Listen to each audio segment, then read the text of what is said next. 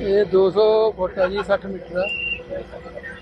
ਇਹ ਇੰਸਟਾਲ ਕਰ ਰਹੇ ਨੂੰ ਬਸ ਹਾਈਟ ਵਾਲੀ ਨਾਲ। ਇਹ ਕਦੋਂ ਦਾ ਪ੍ਰਪੋਜ਼ਲ ਸੀਗਾ ਜਿਹੜਾ ਹੁਣੇ ਕੰਪਲੀਟ ਹੋ ਰਿਹਾ ਹੈ? ਸਾਨੂੰ ਸੈਕਸ਼ਨਾਂ ਹੋਈਆਂ ਨੂੰ 2 ਤੋਂ 4 ਮਹੀਨੇ ਹੋਏ ਆ। 4 ਮਹੀਨੇ ਦੇ ਤੱਕ। ਜੋ ਤੁਸੀਂ ਕੰਪਲੀਟ ਕਰਨਾ ਹੈ। ਹਾਂਜੀ।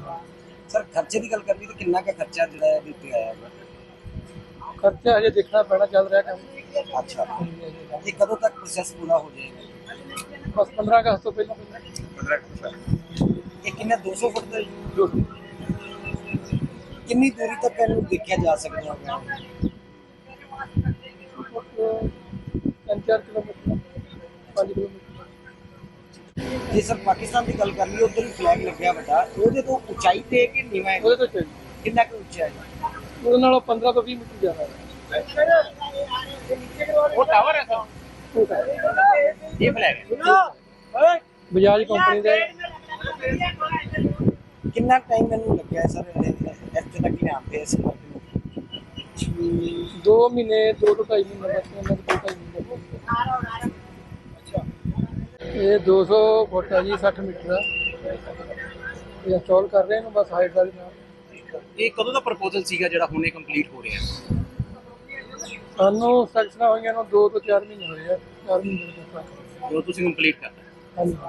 ਸਰ ਖਰਚੇ ਦੀ ਗੱਲ ਕਰਨੀ ਤਾਂ ਕਿੰਨਾ ਕੁ ਖਰਚਾ ਜਿਹੜਾ ਹੈ ਇਹਦੇ ਉੱਤੇ ਆਇਆ ਹੈ? ਖਰਚਾ ਹਜੇ ਦੇਖਣਾ ਪੈਣਾ, ਚੱਲ ਰਿਹਾ ਕੰਮ। ਅੱਛਾ, ਇਹ ਕਦੋਂ ਤੱਕ ਪ੍ਰੋਸੈਸ ਪੂਰਾ ਹੋ ਜਾਏਗਾ? ਬਸ 15 ਅਗਸਤ ਤੋਂ ਪਹਿਲਾਂ 15 ਇਹ ਕਿੰਨਾ 200 ਫੁੱਟ ਦਾ ਜੀ? 200 ਕਿੰਨੀ ਦੂਰੀ ਤੱਕ ਇਹਨੂੰ ਦੇਖਿਆ ਜਾ ਸਕਦਾ ਹੈ? 3-4 ਕਿਲੋਮੀਟਰ, 5 ਕਿਲੋਮੀਟਰ। ਜੇ ਸਰ ਪਾਕਿਸਤਾਨ ਦੀ ਗੱਲ ਕਰ ਲਈਏ, ਉੱਧਰ ਵੀ ਫਲੈਗ ਲੱਗਿਆ ਵੱਡਾ, ਉਹਦੇ ਤੋਂ ਉਚਾਈ ਤੇ ਕਿ ਨੀਵਾਂ ਹੈ? ਉਹਦੇ ਤੋਂ ਚਾਹੀਦੀ, ਕਿੰਨਾ ਕੁ ਉੱਚਾ ਹੈ? ਉਹਦੇ ਨਾਲੋਂ 15 ਤੋਂ 20 ਮੀਟਰ ਜ਼ਿਆਦਾ ਹੈ। ਉਹ ਟਾਵਰ ਹੈ ਸਰ, ਉਹ ਤਾਂ ਇਹ ਫਲੈਗ ਹੈ। ਬਜਾਜ ਕੰਪਨੀ ਦੇ।